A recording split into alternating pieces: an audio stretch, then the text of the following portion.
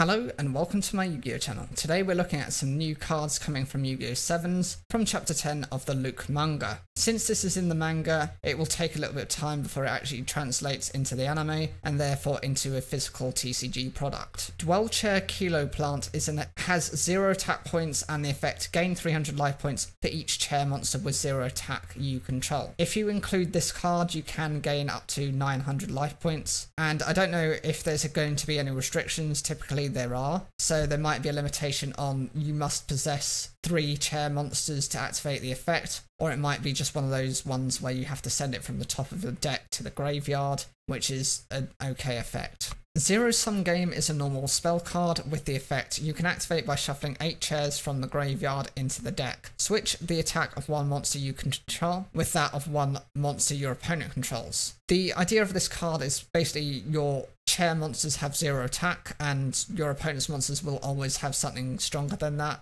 By switching them around, you're able to then steal their attack to be able to do some damage to your opponent. Obviously, the higher the attack range, the more damage you're going to deal. Rising Dragon Zone is a normal trap card with the requirement you can activate by shuffling 3 dragons from your graveyard into the deck. The effect is to return all monsters on the field to the hand, then each player special summons 1 monster from the hand. I like the design on this card because firstly you've got the Pot of Avarice effect, which shuffles your 3 dragons back into the deck, and since it's not like it has to be at the bottom of the deck, there's a chance that you can resurface those cards. The effect I also think is quite decent because by sending all cards from the field to the hand, if your opponent has more resources that they've sent, then, you know, it's going to be a lot more difficult for them to get those back. Whereas if you've got very little, it's not too destructive for you. And this can be activated at any point. It just doesn't have to be during a battle phase or limited to any point within the duel. And being able to special summon the monster means that you might be able to special summon something a bit stronger than your opponent, putting them on the back foot. And the final card is Gate of Dragon. This is a normal trap card with the requirement you can activate by shuffling 1 dragon type from your graveyard.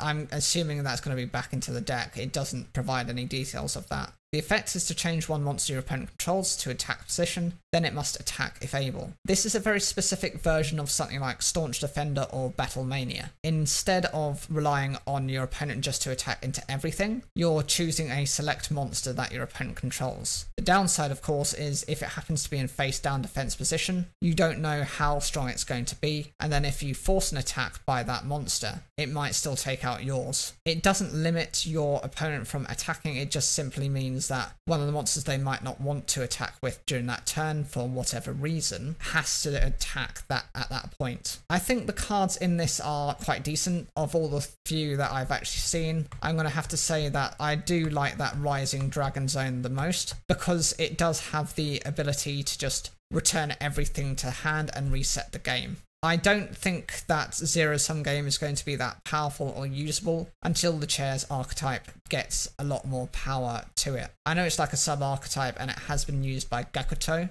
but it's not viable for the time being. It's not Gakuto, I think it's Goa that uses it. That's my, well, that's what I believe anyway. Whatever you think, let me know down below. Which is your favourite, which is your least favourite. Make sure to like the video if you enjoyed it, and don't forget to subscribe for more daily Yu-Gi-Oh content.